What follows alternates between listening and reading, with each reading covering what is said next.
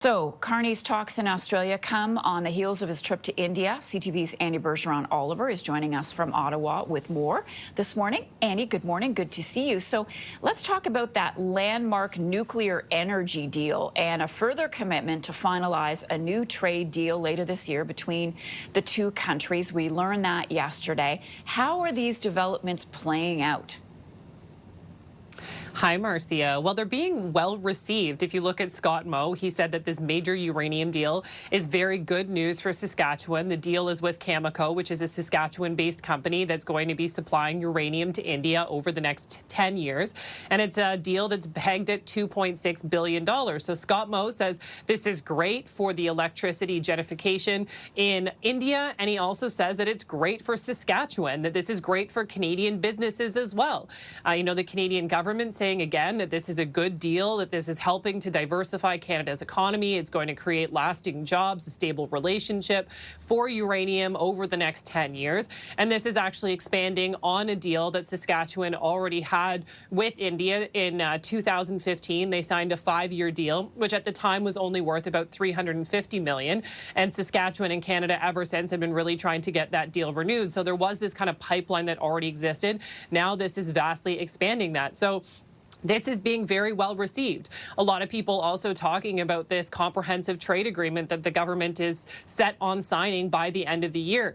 Many analysts are saying, this is a really quick timeline to get this free trade agreement signed. Of course, it has also been in the works for quite some time. Prime Minister Justin Trudeau was trying to get a free trade agreement done with India. But then, of course, there was all of the allegations of foreign interference and suggestions that India was involved in the killing of Hardeep Singh Nijjar. So, as Canada is really moving closer to India, there still are questions by a lot of Canadians, especially members of the Sikh community, who are saying, why are we moving closer to India? Why are we doing more long-term deals with them when our security agencies like the RCMP and CSIS believe that they are involved in violent crime, that the Indian government is involved in murder on Canadian soil? So there's a lot of questions about, is this the right move? Should we be moving towards this major economic power to help diversify our economy, create jobs, bring in investment to Canada, while at the same time there are still real questions here about their involvement in foreign interference in Canada. Let's turn then to Canada and Australia, both Commonwealth nations. Analysts are saying Canada's defence and security relationship with Australia needs strengthening. Why is that? What are we watching for? What are you watching for? Well, what this trip, Marcia, is all about is a chance for Canada and Australia, two middle powers, two left-of-centre governments, to draw closer together.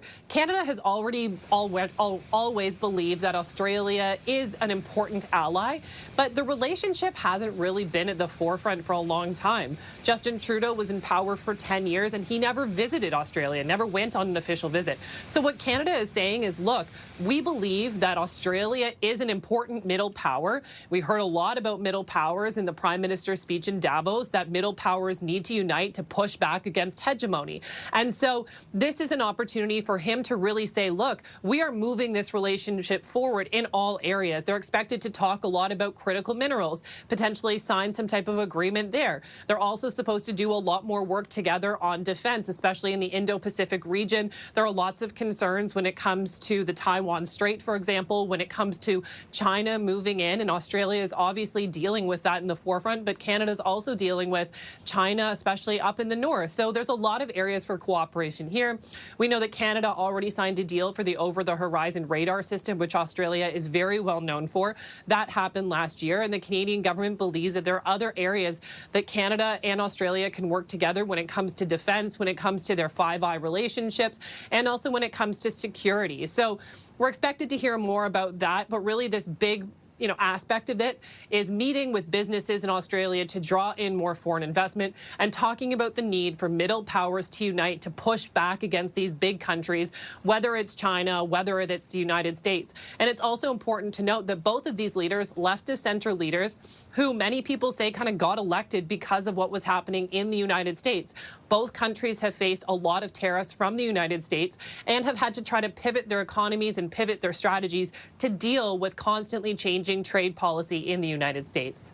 Annie Bergeron-Oliver for us. Annie, thank you for all of that. So